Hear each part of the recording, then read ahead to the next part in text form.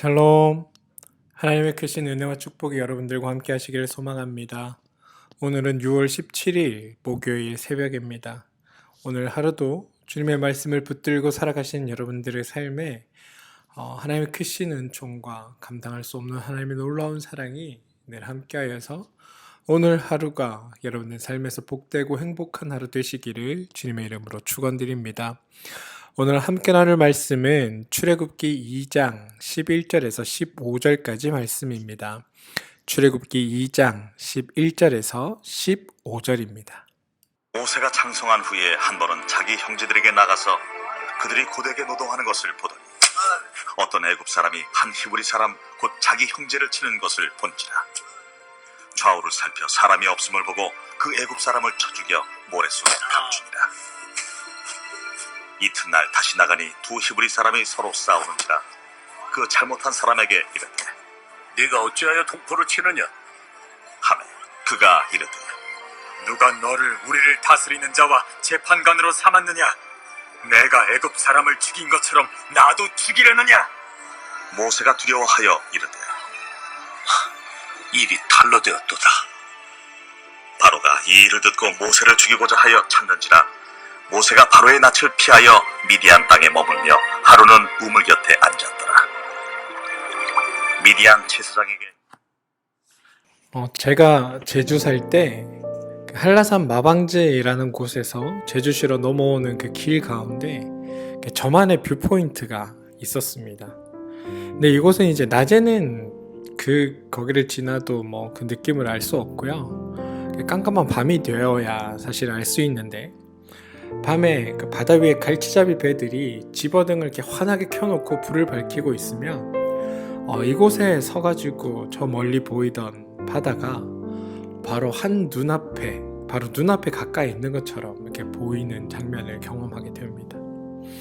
하늘과 바다의 경계가 맞닿는 곳에 환한 집어등의 불빛들이 이렇게 겹쳐 보이면 바다가 아니라 꼭 하늘에 별이 떠 있는 것처럼 보이고 눈앞 가까이 저 멀리 있던 바다가 가까이 있는 것처럼 느껴집니다.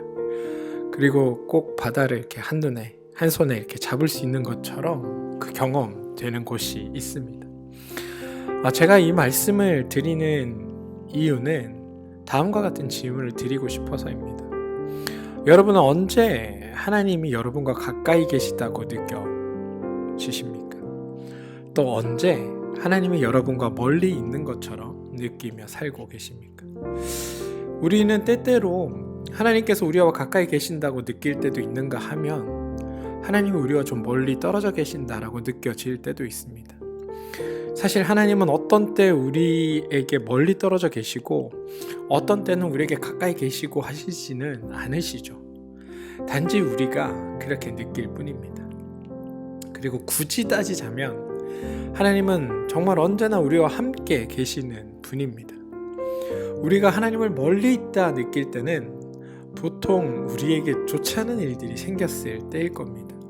사업에 실패를 했다거나 자녀가 시험에 떨어졌다거나 나나 내 가족 중 누군가가 병에 걸렸다거나 아니면 바라고 소망하는 것들이 이루어지지 않았을 때 우리는 하나님이 멀리 계시다라고 느낍니다.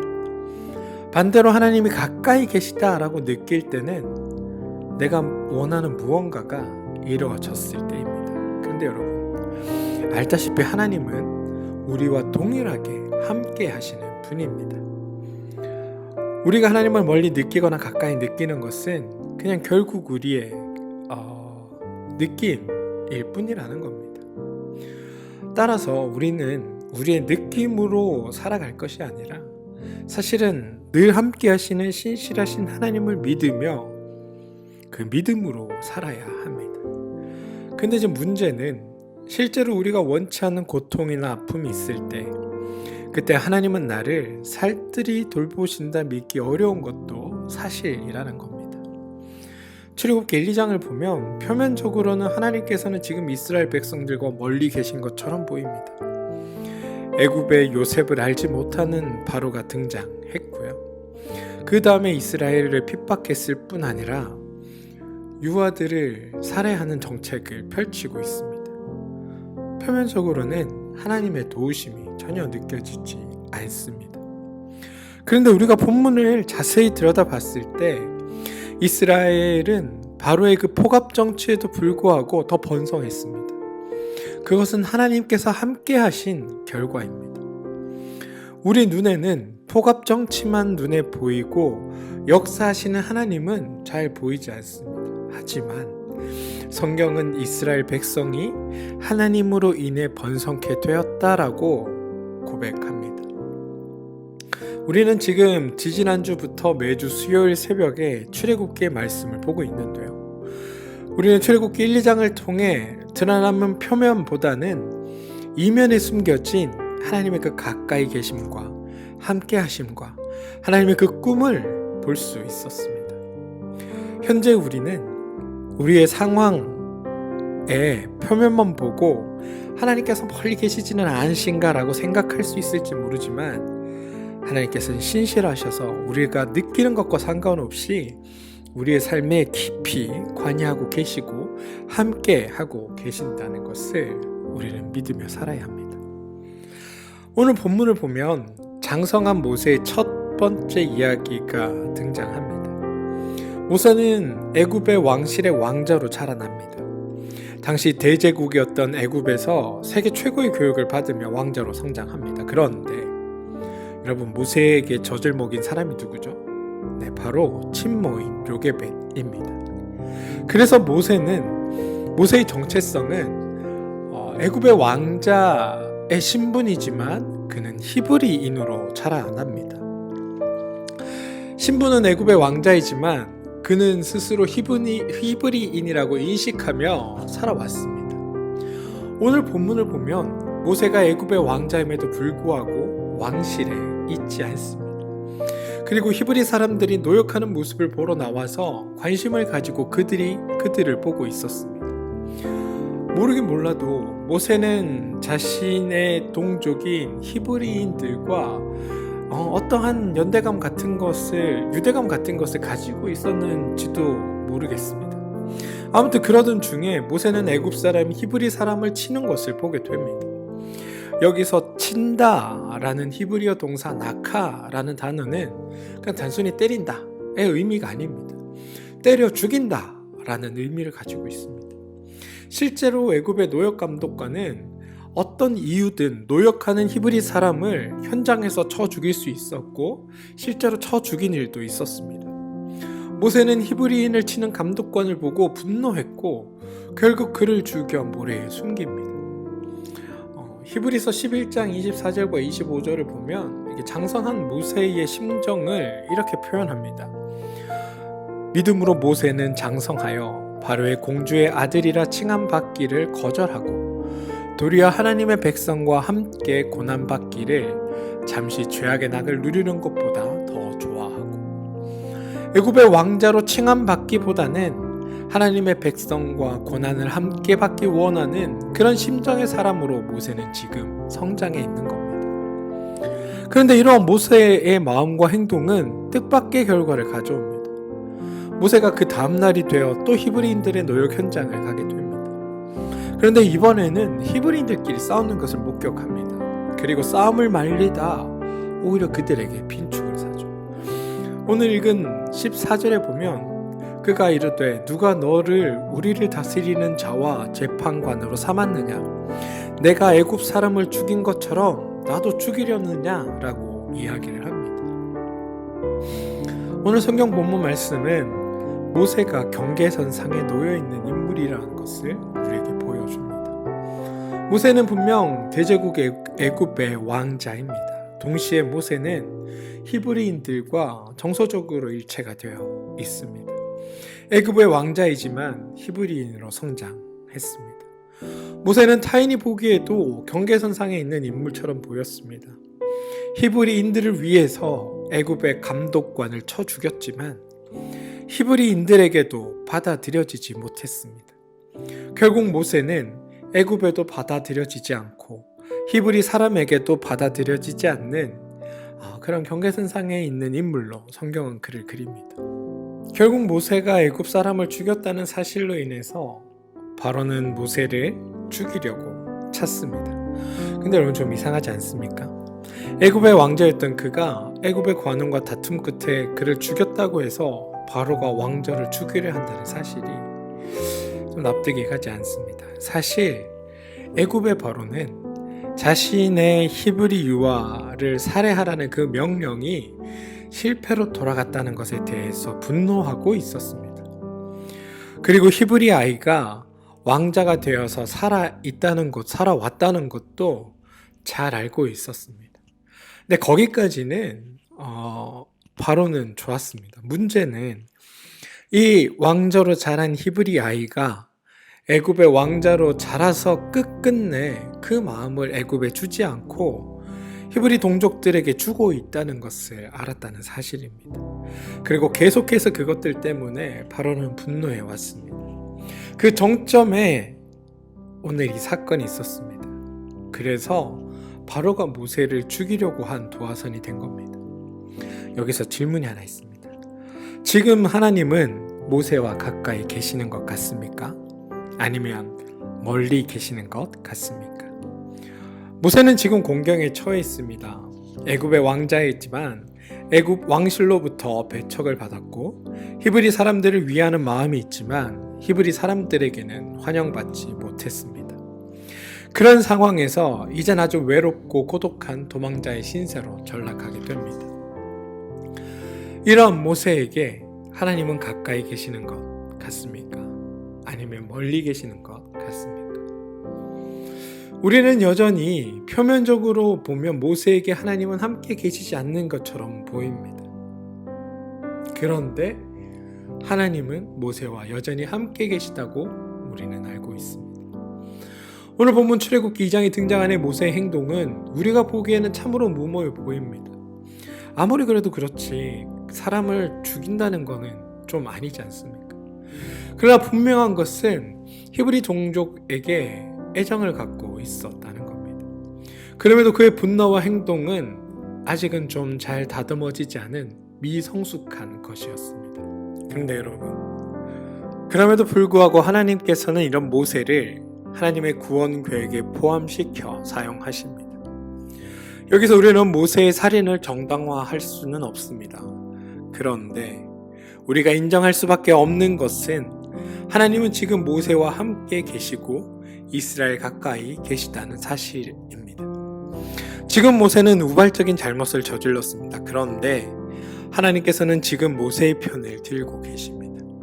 모세를 피신시키시고 모세를 자신의 출애굽 지도자로 예비하시고 훈련하시고 결국 출애굽 구원의 지도자로 그를 사용하십니다. 우리는 오늘 본문에서 하나님이 모세와 함께 계시지 않는 것 같아 보이지만 사실은 모세와 함께 계시다는 것을 볼 수 있습니다. 뿐만 아니라 앞으로도 이 모세의 우발적인 행동들 안에서 하나님께서 애굽으로부터 이스라엘과 모세를 구원하시려는 계획이 감추어져 있다는 것을 볼 수 있을 것입니다. 우리는 모세의 연약함과 이스라엘의 그 연약함 가운데 그보다 더 큰 하나님께서 이들을 구원하시려고 하시는 구원의 의지가 더 강하다는 것을 알 수 있습니다.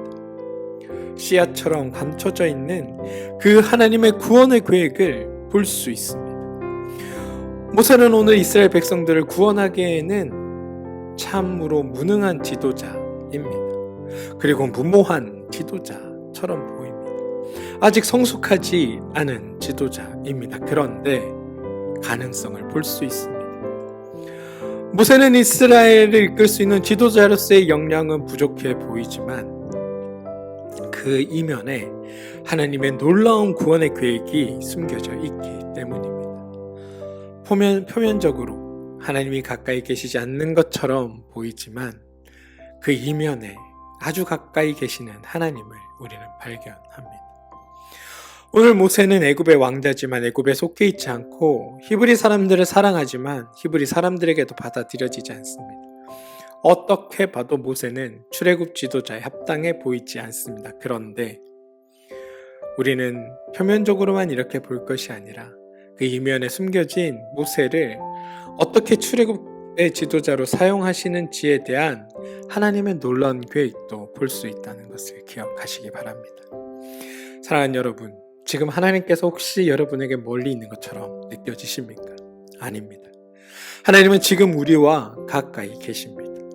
그리고 우리가 하나님이 나와 함께 하지 않는다고 생각한 그 순간조차도 하나님은 우리와 여전히 함께 계십니다. 그것을 믿으시는 여러분 되시길 바랍니다.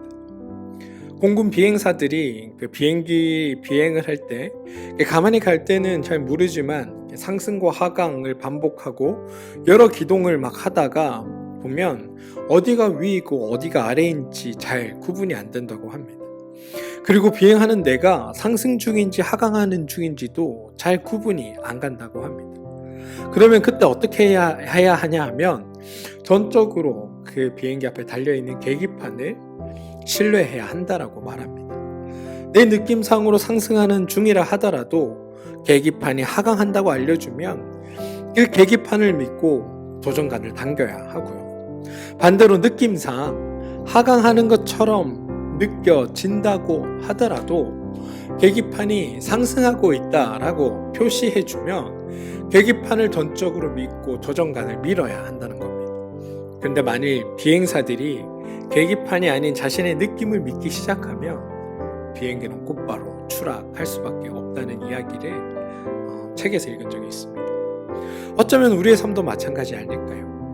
우리는 살아가는 동안 하나님이 멀리 있는 듯 느껴지거나 가까이 계시는 것처럼 느껴지는 그 느낌대로 살아갈 것이 아니라 하나님의 말씀대로 하나님께서 여전히 함께 계신다는 그 말씀을 믿는 믿음으로 우리가 살아야 하는 것 아닐까요? 오늘 본문에서도 모세는 공경에 처해 있고 참 무모해 보이지만 우리는 압니다.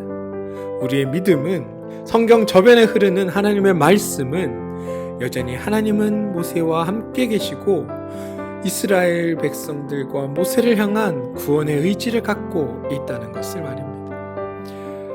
우리가 이제 이 출애굽기를 다 읽고 책을 덮을 때 이스라엘도 모세도 구원받을 만하지 못했지만 구원을 받았고 또 스스로 구원할 수 없었지만 하나님이 이들을 사랑하셔서 구원하셨구나라는 결론에 이르게 될 겁니다.